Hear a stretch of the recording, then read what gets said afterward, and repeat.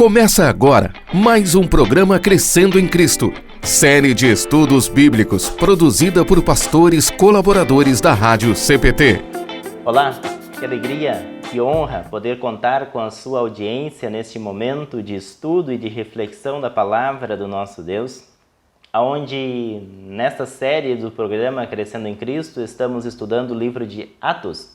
E hoje, de uma maneira especial, queremos olhar para o capítulo 21 desse livro tão especial que mostra a história da igreja cristã.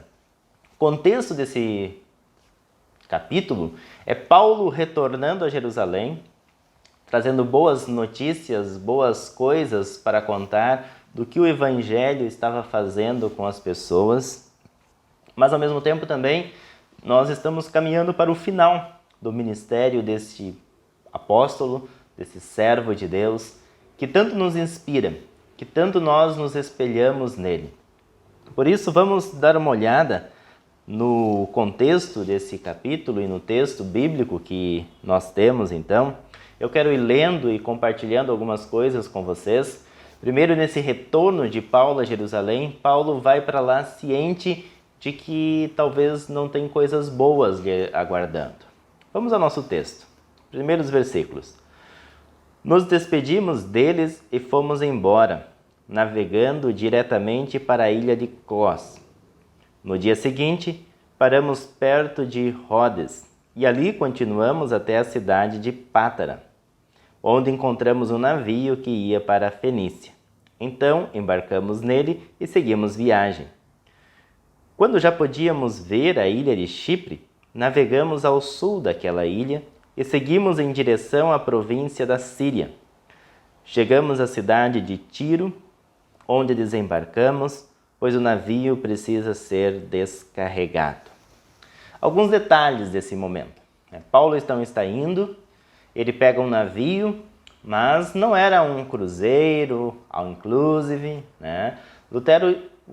Paulo aqui, ele pega um navio que é de carga.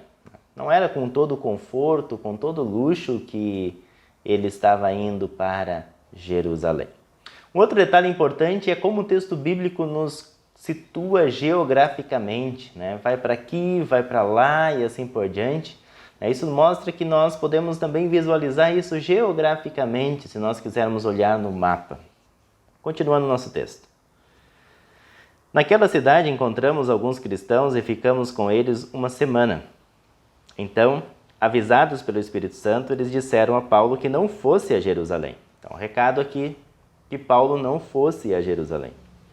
Mas, quando chegou o dia de irmos embora, nós continuamos a nossa viagem. Aí, aqueles irmãos, com as esposas e os filhos, nos acompanharam até fora da cidade. E todos nós nos ajoelhamos ali na praia e oramos. Olha o testemunho daquele grupo de cristãos, onde estão numa praia. Alguns estão para embarcar, para ir embora, e antes de se despedir, o que eles fazem? Se ajoelham e oram. Se ajoelham e falam com Deus, o Senhor. Seguimos viagem, navegando da cidade de Tiro para Ptolomenaida. Ali encontramos e cumprimentamos os irmãos e passamos um dia com eles. No dia seguinte, partimos e chegamos à cidade de Cesareia. Ali fomos para a casa do evangelista Filipe. Ficamos com ele. Filipe era um dos 7 homens que haviam sido escolhidos em Jerusalém.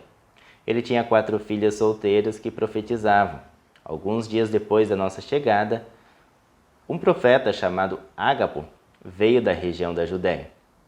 Ele chegou perto de nós e pegou o cinto de Paulo e amarrou os próprios pés e as próprias mãos e disse: "O Espírito Santo diz isso. Em Jerusalém, o dono desse cinto será amarrado, assim, pelos judeus, e será entregue nas mãos dos não-judeus."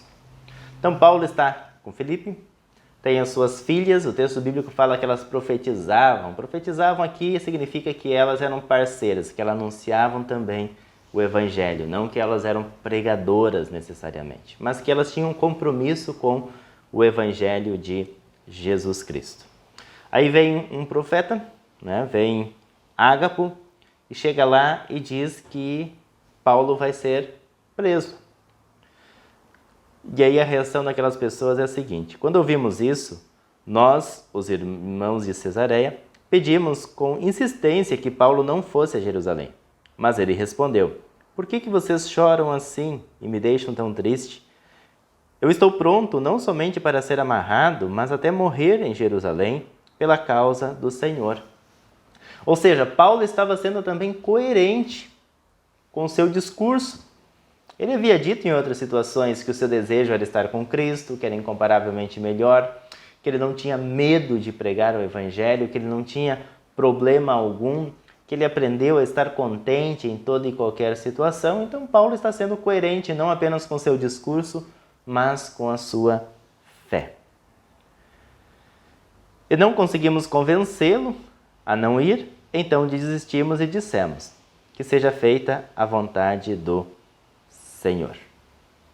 Então, mais uma vez, eles estão se colocando nessa circunstância à vontade do Senhor.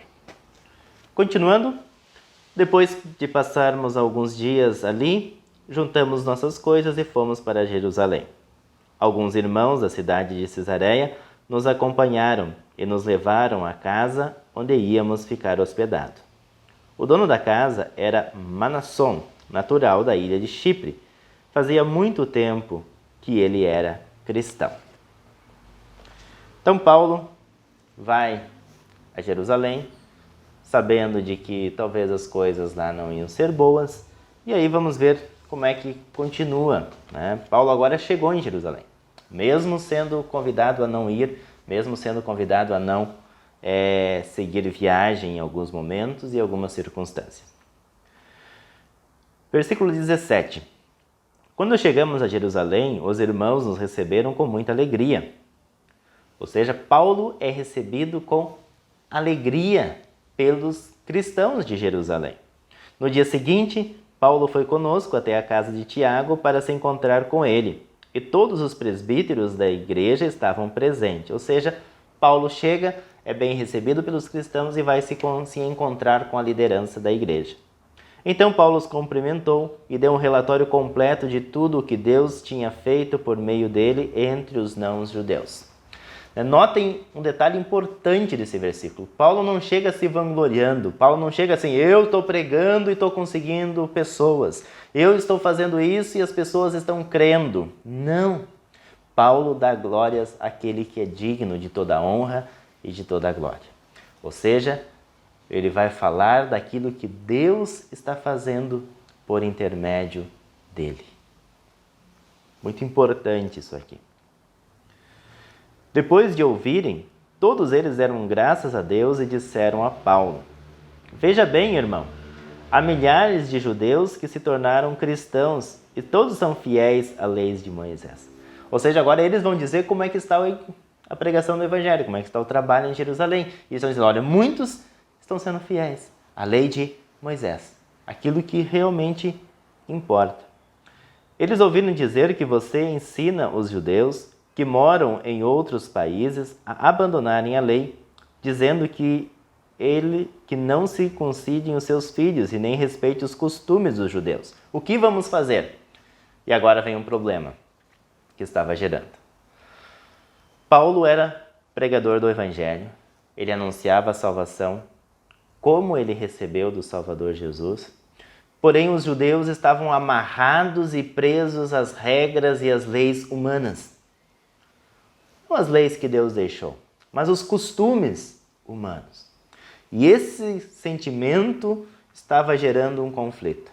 E aí os apóstolos aqui então perguntam: o que vamos fazer? Com certeza eles já ouviram dizer que você chegou.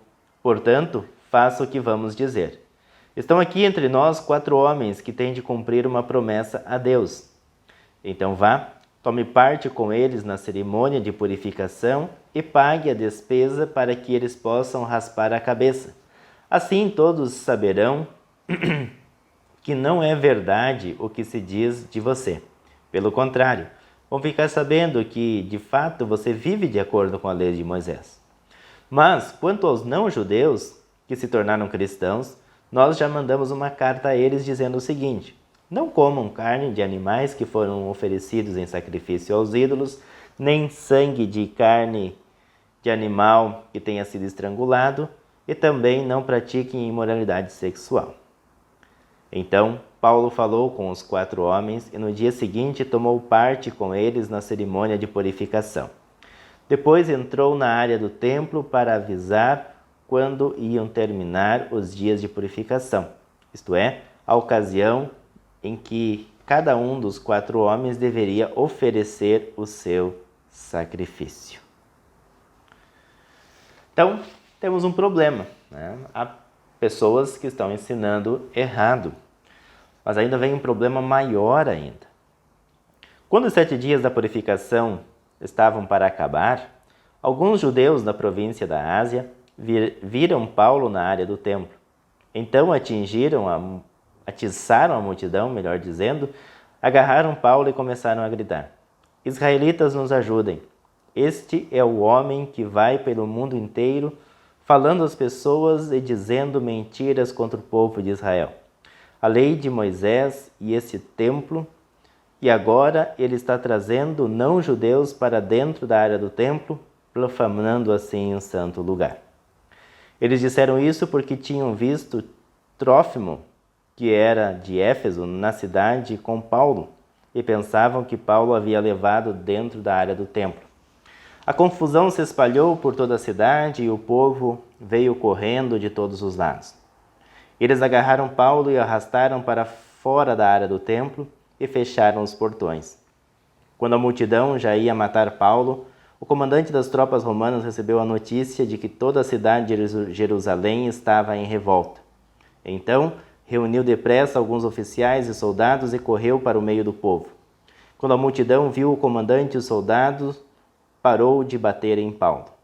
Aí o comandante chegou perto de Paulo, repreendeu-o e mandou amarrá-lo com 2 correntes. Depois perguntou: quem é esse homem? O que foi que ele fez? Mas a multidão gritava uma coisa e outros gritavam outra. A desordem era tão grande que o comandante não pôde descobrir o que havia acontecido. Então mandou que os soldados levassem Paulo para dentro da fortaleza. Quando chegaram perto da escada, os soldados tiveram de carregar Paulo por causa da violência da multidão, que vinha atrás gritando: mata, mata. Quando iam levar Paulo para dentro da fortaleza, ele disse ao comandante: me dê licença para falar uma coisa com o senhor. O comandante perguntou: você sabe falar grego? Por acaso você é aquele egípcio que algum tempo atrás começou uma revolução e levou 4.000 terroristas armados para o deserto? Paulo respondeu: eu sou judeu, nascido em Tarso, cidade muito importante da região da Cilícia. Por favor, me deixe falar com o povo. Então o comandante deixou. Paulo ficou de pé na escadaria e fez um sinal com a mão para o povo, pedindo silêncio.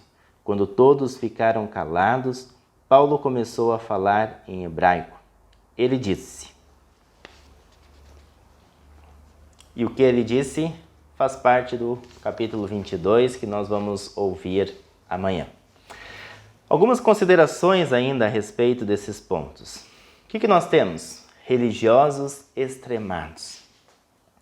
Extremismo sempre vai ser um problema, mesmo na religião. Porque o extremismo não tolera.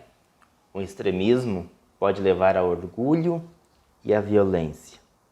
Começou uma confusão. Paulo foi tão batido, tão açoitado, que ele precisou ser carregado porque ele não conseguia andar. Paulo, depois de tudo isso, passa por essa situação. Temos um comandante que mal sabia o que era Paulo. Paulo explica o que ele é e aí pede então para falar com o povo. Paulo vai apresentar a sua defesa, vai falar algumas coisas importantes que amanhã vocês vão poder acompanhar. Meus queridos que nos acompanham neste momento, alguns detalhes que nós podemos pensar um pouquinho. De onde vem essa força de Paulo? Que mesmo sabendo da realidade, mesmo sabendo da situação, ele encara, ele enfrenta e ele vai atrás. Nós podemos encontrar uma resposta muito clara para isso lá em Filipenses, quando ele diz assim: olha, eu aprendi o segredo de estar contente em toda e qualquer situação. Qual é esse segredo? Com a força que Cristo me dá, posso enfrentar todas as situações. Ou seja, Paulo tinha aonde buscar as suas forças. Paulo tinha aonde encontrar forças, que era no Senhor e Salvador Jesus. Paulo tinha plena convicção de que estar com Cristo é incomparavelmente melhor. Tinha plena convicção de para onde ele estava indo. E tinha plena certeza da importância de ele guardar a fé e de ele cumprir a sua missão.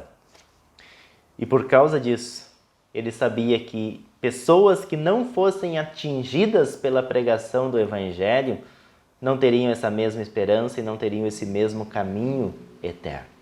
Por isso, Paulo vai e prega o Evangelho com essa coragem e com essa força. Nós também somos convidados a anunciar esse Cristo aonde nós estivermos.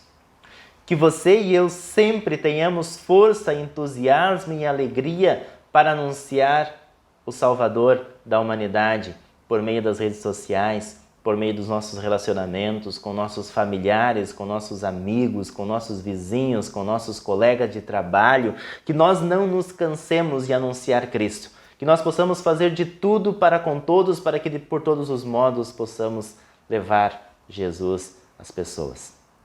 Que nós nos enchamos de alegria e de entusiasmo para isso.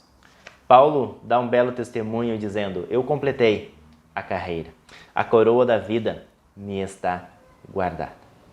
Tenhamos essa certeza também, de completarmos a nossa carreira, certo de que a vida eterna nos está guardada. Que jamais lhe falte a esperança em Jesus, a esperança da vida eterna, a esperança de que tudo aqui pode passar, mas o céu, esse é a nossa garantia e a nossa herança. Meus queridos, muito obrigado pela sua companhia. Que Deus te abençoe e que Deus te guarde, e um grande abraço para vocês. Ficamos por aqui e que você possa acompanhar os próximos estudos para ver como essa história continua. Muito obrigado, que Deus te guarde e um grande abraço. Acompanhe este e outros programas em radiocpt.com.br.